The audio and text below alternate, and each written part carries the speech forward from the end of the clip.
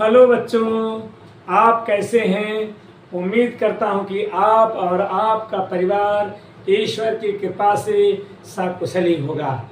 आइए बच्चों, हम लोग पढ़ते हैं इंटरमीडिएट में महान साहित्यकार हजारी प्रसाद द्विवेदी जी का जीवन परिचय, जो 5 अंकों की जीवनी आती है। तो देर ना करते हुए मैं एमपी सर आप सभी का एसपी कोचिंग में हार्दिक स्वागत एवं अभिनंदन करता हूं। आइए महान साहित्यकार का जीवन परिचय पढ़ते हैं।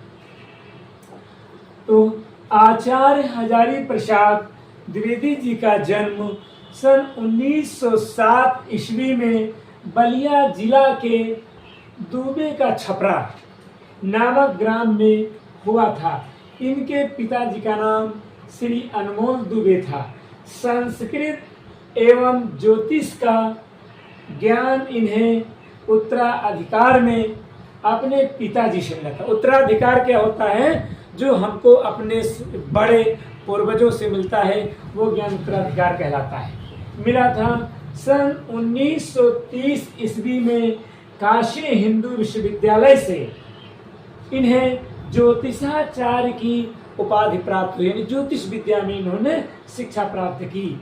सन 1940 से लेकर के 1950 तक ये शांति निकेतन में हिंदी के निदेशक भी रहे, रविन्द्रनाथ टैगोर जी के शांति निकेतन में।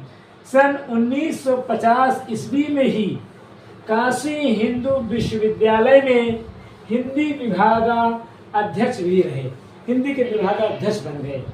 और सन 1960 ईस्वी से लेकर के 1966 ईस्वी तक पंजाब के विश्वविद्यालय के ये अध्यक्ष बने, अध्यक्ष भी रहे।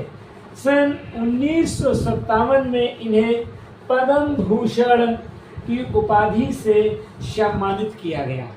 इस महान साहित्यकार का 1979 ईस्वी में स्वर्गवास हो गया। तो बच्चों, ये जीवनी आप लोग तब तक स्क्रीनशॉट लीजिए। इसके बाद में हम इनकी रचनाएं, कृतियां, भाषा शैली और साहित्य में स्थान पढ़ते हैं।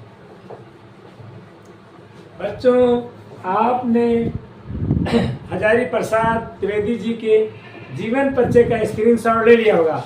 अब हम लोग बिना देर करते हुए पढ़ेंगे इनकी रचनाएं, भाषा शैली और साहित्य में स्थान। तो सबसे पहले देखते हैं कृतियां। कृतियों को रचनाएं भी कहते हैं। हजारी प्रसाद द्विवेदी जी ने अनेक ग्रंथों की रचना किया है, जिसमें सबसे पहले हम लोग पढ़ेंगे निबंध संग्रह। इन्होंने कुछ निबंधों को भी लिखा है, जो आपके इंटरमीडिएट क्लास में अशोक के फूल नामक पाठ दिया गया है। कुटज, विचार प्रवाह, विचार और वितर्क, आलोक पर्व, कल्पलता आदि निबंधों की इन्होंने रचना की है। उसके बाद में आलोचना साहित्य में सूर साहित्य, सूरदास के साहित्य पर लिखा है। कालिदास का लालित्य योजना और कबीर साहित्य आदि पर इन्होंने आलोचनाएं भी लिखी है। उसके बाद में इतिहास, हिंदी साहित्य की भूमिका का इतिहास भी लिखा है। हिंदी साहित्य के आदिकाल का इतिहास लिखा है। फिर उपन्यास में बाण भट्ट की आत्मकथा को इन्होंने लिखा है। चार चंद्र लेख, पुनर्नवा अनाम दास का पोथा।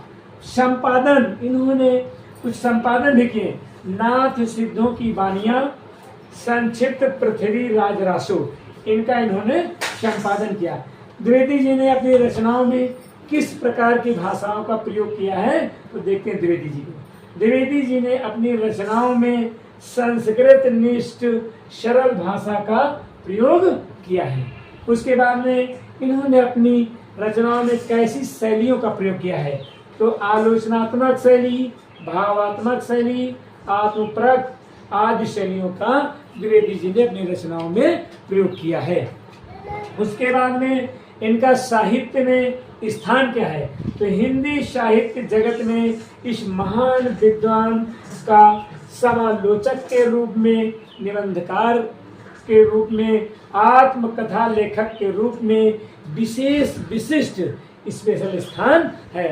तो बच्चों, उम्मीद करता हूँ कि ये वीडियो आपको अवश्य पसंद आया है।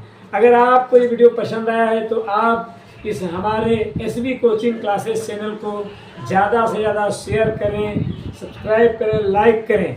और ईश्वर से मैं ये कामना करता हूँ कि आपका आने वाला समय इंटरमीडिएट में ये जीवनी आपके काम आ जाए, परिवार आपका खुश रहे। जय हिंद, जय भारत।